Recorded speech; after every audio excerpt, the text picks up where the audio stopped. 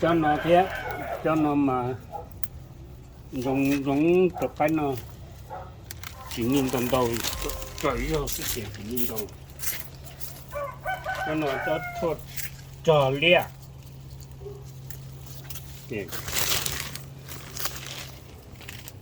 cho nó cho chua cái cái nó nhân để nhẹ cái rồi chư đấy nè chư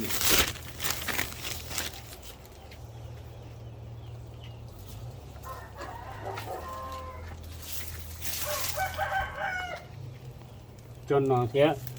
cho nó mà chỉ chua chư cho nó đâu là đâu cái trong đâu là đâu cái trâu rồi chứ đâu ok cái trâu một nó đi rồi một nó cho giá thế cho dùng đi cho nó ta xin nhân trả nè cho nó cha xong mề cho đã cha xong lo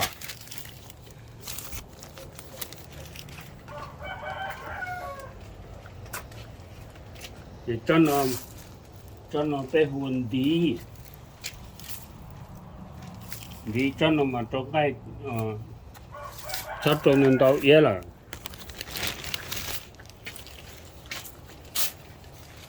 thì cho nó thế trong đấy thế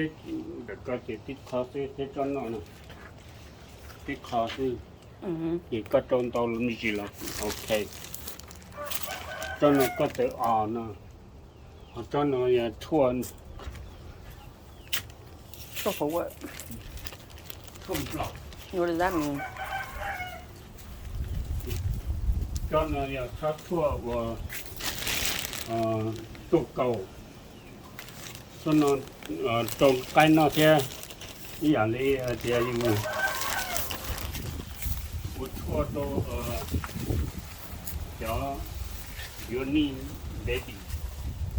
Well, maybe you should make more of that. Maybe you should put more of that. cho dùng món miệng tốt miệng thay để cho được con để cho nó vô con chả tu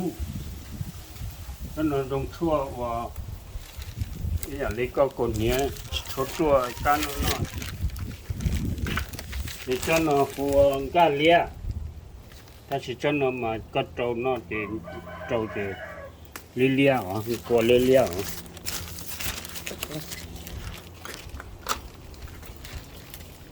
That's it. That's it. Họ cho nó là cho thua mua tu thế cho nó thế cho bé mà xem mà lợi à ta chỉ cho nó cho Sure, throw it in. cho nó cho sống ni lo tua chơi ni cho s nó chơi tua cầu nó chơi nhưng mà bông đồ hồ chơi mà tua cầu hồ Okay.